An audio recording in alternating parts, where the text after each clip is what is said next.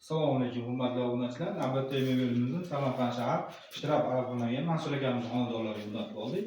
Mansur akamizdan mebel haqida fikrlarni eshitamiz obunachilarga. Aka, ko'p mebelchini ko'rdim, lekin bularning ishi zo'r ekan, menga yo'qdi. Ma'qul.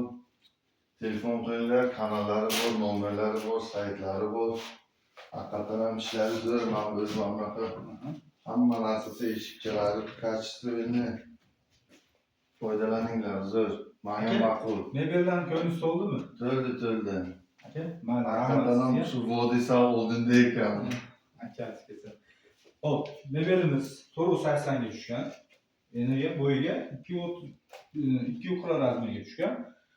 Materiallarimiz rossiyskiy laminat, mokriy svetda bo'lgan. Chegaralarining detalarini ikkili qalin to'liq kromka qilganmiz. Hop, rossiyskiy stalishisadan qo'yib berganmiz.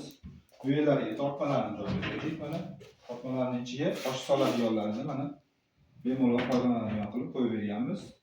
Mo'kalarni qo'shib berganmiz. Bonusiga Smart Edge original mo'kalardan tepasiga smisitlarni joylab berdik.